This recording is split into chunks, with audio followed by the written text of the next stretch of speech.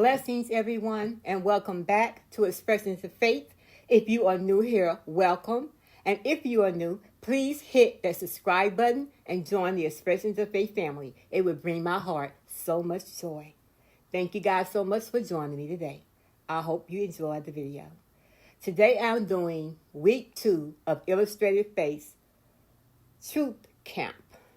And you guys, we are going through the book of John. And we are being led by Taylor, and she is Brave Little Taylor over on Instagram.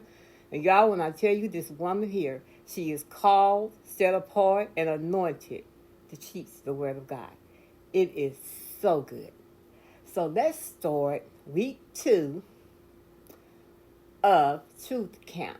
And I'm just going to share what Taylor shares with us in the devotional for week 2. And Taylor writes, Nicodemus was a man of influence, a member of the Sanhedrin and a Pharisee. Maybe like me, your view of Pharisees has been equated with hypocrisy. But during a time when many Jewish leaders turned away from God, the Pharisees honored the commands of God. However, their zeal for the law God gave to Moses resulted in traditions so strict, they missed the heart of God's commandments. Sabbath rest was instituted so that people would have healthy rhythms of life and remember the truth that God would take care of them. The Pharisees took these regulations to a ridiculous degree. For example, since making mud or mortar was work, they outlawed spitting on the Sabbath just in case it rolled down a dusty hill and formed mud. Most Pharisees in Jesus' day had long exchanged the life-giving truth of God's commands for an outward system of behavior that they could obey without a heart surrendered to Him. Oh my gosh. Whether Nicodemus was a hypocrite or not, he was surely dedicated to the law of Moses and very interested in what Jesus was up to. He approached Jesus one Jerusalem evening, perhaps having heard Jesus teach with authority, seen his wondrous signs, or even witnessed Jesus' dramatic turn in the temple courts. Nicodemus wanted to confirm the truth he'd already pieced together, that Jesus was a teacher from God. Jesus, as we'll see, has a way of speaking right to the heart. This isn't a scholarly debate between rabbis. Jesus is more than a teacher from God. He's God's own son. He delved into spiritual truth so deep, so fast, that Nicodemus wildly misunderstood him. By speaking of another birth, Jesus wasn't talking about a grown man re-entering his mother's womb. He was speaking about access to the kingdom of God. Righteous Jews like Nicodemus believed belonging to God's family was about two things: ethnic and spiritual heritage. You had to be part of the people of Abraham, and you had to follow the law of Moses to the letter.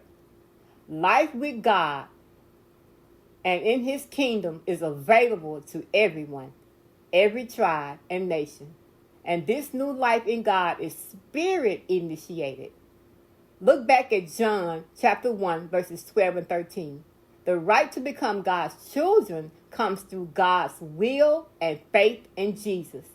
Just as no human can create themselves, we also cannot access God's kingdom apart from the Spirit of God. No matter how good or righteous people are on the outside, salvation is an inner work of grace. Look at verses 3, 5, and 11. Though translated into English Bibles as something like truly, truly, or I tell you the truth, the original phrase is something that we aren't used to seeing at the beginning of a sentence. Amen, amen. Jesus begins his statements this way 25 times in John. Amen literally means so be it. We end a prayer or affirm a statement this way.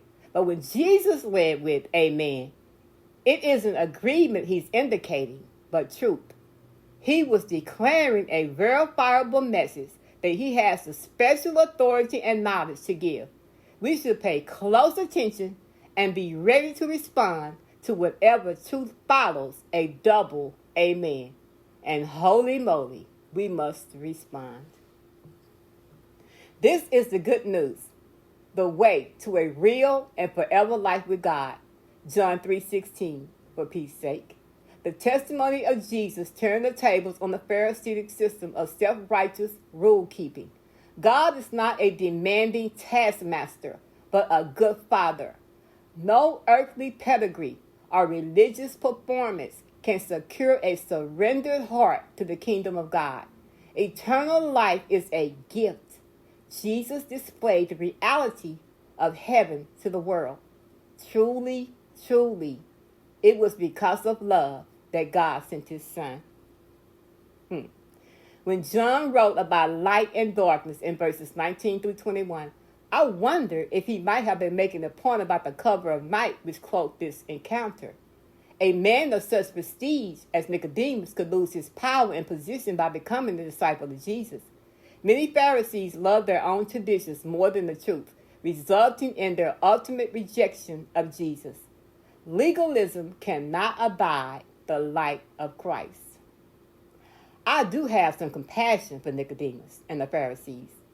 The loneliest, darkest seasons of my life were when I struggled with perfectionism.